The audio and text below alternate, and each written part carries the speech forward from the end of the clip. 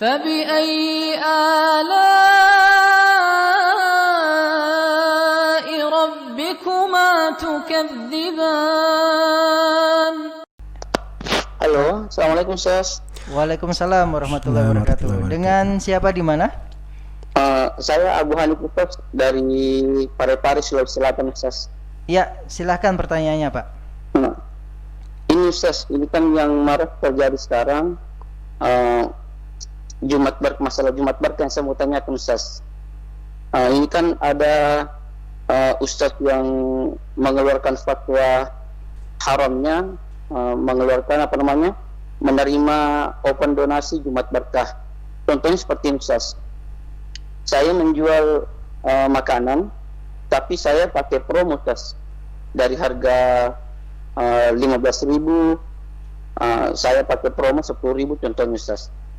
Tapi saya kan tidak tahu ilmunya Ustaz, saya belum dapat ilmunya. Tapi di akhir-akhir ini marak dibahas sekarang bahwa itu haram hukumnya. Karena apa? Karena kita yang buka donasi, kita juga yang bagikan, atau kita yang buat makanannya Ustaz. Bagaimana itu Ustaz? Alasannya apa? Kenapa dia nggak membolehkan?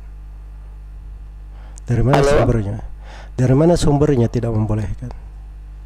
Sumbernya Ustaz dari donatur Ustaz. Dari donatur Ustaz. Baik, jadi syukran Ustaz, jazakallahu khairan, barakallahu fikum. Ya, jadi kalau misalnya ada yang membuka donasi untuk membagi makanan, maka asalnya itu dia amanah membuka donasi. Ya, amanah itu dia betul dia membagi, dia ambil duitnya, dia beli makanan, dia bagikan. Ya, itu amanah yang dia tunaikan. Dan seorang yang diberi donasi itu terkait dengan amanahnya, dia melihat misalnya dia mau beli makanan, maka dia cari tempat yang paling bagus untuk beli makanan. Ya, kalau saya sih saya cari yang paling murah, paling bagus kualitasnya, paling banyak saya bisa bagikan, harusnya kan begitu nyarinya. Iya. Jadi harusnya terkait orang lain, bukan dia yang kerja. Sebab kalau dia sendiri yang kerja dalam hal itu dia akan dicurigai, akan banyak fitnah terkait dengan hal tersebut. Iya. Tapi kalau misalnya saya jualan, saya catering, ya. Terus ada yang mau membagi donasi misalnya, ya dia ingin membeli 100 kotak nasi untuk dibagikan, ya melalui saya, maka itu boleh saja, dia beri amanah untuk saya beli dan saya membagikan, itu tidak dipermasalahkan. Yang tidak dipermasalahkan, yang dilarang itu yang ada dan dibahas di buku-buku fikih, itu kalau seorang diwakilkan dalam transaksi jual beli. Ini baju saya, tolong jualkan. Terus baju ini saya sendiri yang beli. Ya, harusnya tidak boleh seperti itu. Kenapa? Karena baju ini, ya, pertama ketika saya jual itu untuk keuntungan bagi orang yang mewakilkan ke saya. Jadi saya itu harusnya menjualkannya dengan benar supaya dia dapat untung. Begitu saya beli untuk diri saya, ini saya nggak tahu dia untung atau tidak. Ya, dan itu akan menjadi percekcokan dan akan menjadi sumber tuduhan, ya, untuk orang yang diwakilkan di dalam hal itu. Itu dalam transaksi jual beli. Jadi harus dibedakan. Itu akad namanya, itu ada dua, ada ukut muawadat dan ada ukut tabarruat.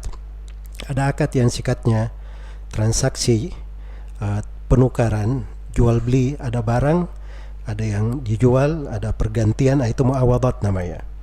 Ada tabarruat itu akad yang sifatnya kedermawanan, ya, dia menghibahkan, dia memberi, ya, atau dia bersedekah, itu beda, ya, beda.